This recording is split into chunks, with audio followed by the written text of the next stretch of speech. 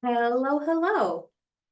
I am Meredith Amon. I am a somatic coach and I specialize in nervous system regulation, helping clients getting unstuck and resolving the residue of trauma in our system. And I wanted to make a short video today sharing a couple ways to create new perspective. So sometimes we just feel a little stuck, right? Like you're looking at a problem and you might be looking at it a lot over and over and over again, or just like focusing on something and you just can't see any other way of going about it, any other possible choices or any other possible solutions. Or perhaps you're just really convinced that there's only one way to do something. That way is probably your way. And the other ways are just no bueno, no good. And so we can get really hyper focused, almost like we have blinders on, right? Like blinders serve a purpose. Like racehorses wear blinders when they're racing, so they're not distracted by what the other horses are doing. But when we have our blinders on, we don't see any other possibilities, any other options. And I want to come Popeye with two somatic practices for expanding your perspective, taking the blinders off, and opening up to new options and new possibilities. And when I say somatic approach, I just mean this is an approach that works with the body. So, two body practices. Okay. The first practice is with our eyes. So I'm making this at the end of 2024. We are living in a time of lots of screens. So I'm on a screen right now. You're probably watching, well, you've got to be watching me on a screen, right? And it might be a really small screen, it might be a phone. So we spend a lot of time on our screens. And when we do, our focus is really narrow. It's like we have our blinders on. And when our eyes are very narrowly focused,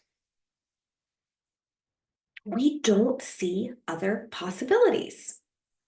We're just so honed in on what's happening in front of us. So, and this can be really important and really essential. There are times we do want to be hyper focused.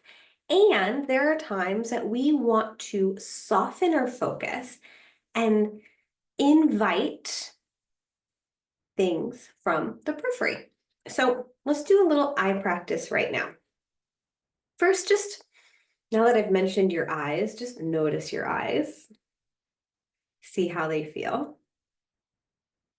And then you can look at the screen, but I would almost encourage you to look at something else, but find an object in your space and really focus on it. Really look at it, really work at it.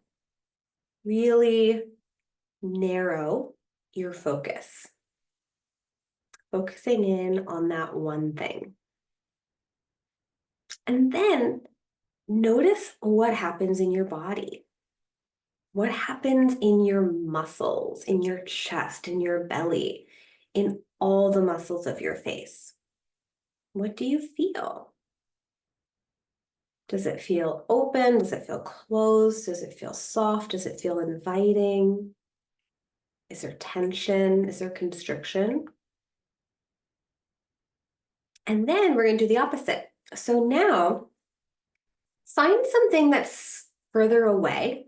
If you have a window nearby, you can look out a window. A tree would be a wonderful thing. And find something to look at. And then invite your eyes to move back towards the back of your skull. So just see, and they may or may not actually feel like they're moving, but you just want to invite them to move back. And then see if you can let your vision get a little fuzzy, a little hazy. And then just see if you can invite your peripheral vision to enter in. So we're not searching for peripheral vision, we're just letting it come in. So your gaze is soft, maybe a little fuzzy, and we're letting in vision from the sides. And then see what's a little different in your body. I can sense a difference in the tone of my voice. I am noticing more connection to my chair. I can really feel my back body. You might feel a shift in your breath. And so that is the somatic experience, the embodied experience of narrow focus, literal narrow focus, and a soft, more expansive focus. You know what? Let's do that again one more time. We're going to go back and forth again. So find something in front of you. And this time, if you wanted to, it could be a screen.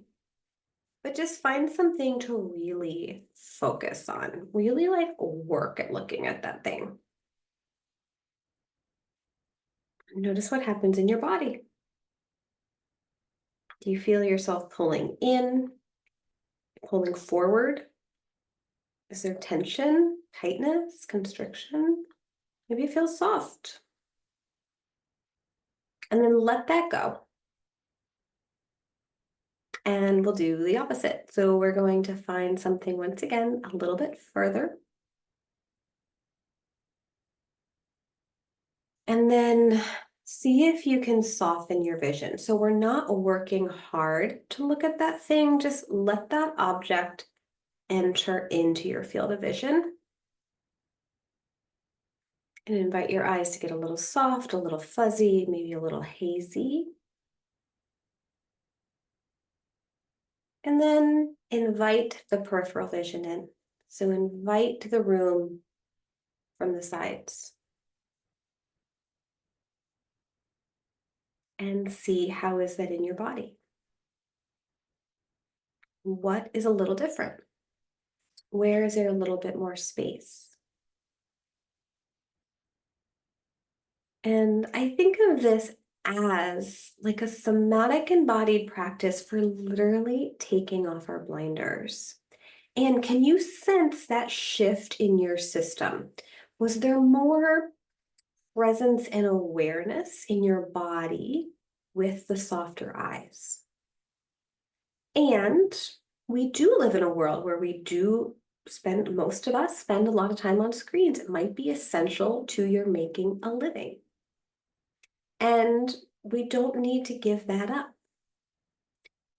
But it can be really nice and really helpful to take a break, to take the blinders off, to let your eyes soften, to let them move back, and to quite literally expand your field of vision. And you might be surprised, A, what you see, but also what you notice. And you might even experience new possibilities. Okay, so the second somatic practice for changing, expanding, shifting your perspective is quite literally shifting your perspective. So we spend a lot of time sitting and standing. Ever since humans became bipedal, which is what, hundreds of thousands, maybe 1.5 million years ago. I think it's probably somewhere between the hundreds of thousands and 1.5 million. Ever since then, we've been standing upright. We've been looking forward, right? Your four-legged friends, they have a different perspective. Their viscera is facing downward. We're more upright. Our stomachs are more exposed. They're a little bit more vulnerable. So we have to be paying attention to what's in front of us. And that's not a bad thing. However, what might happen when we change that perspective. So, a couple different ways to do this.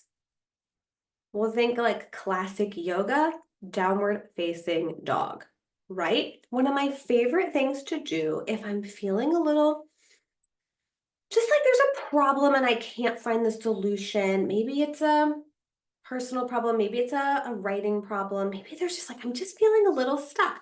Literally change your orientation to gravity. Flip yourself upside down. That could be downward facing dog.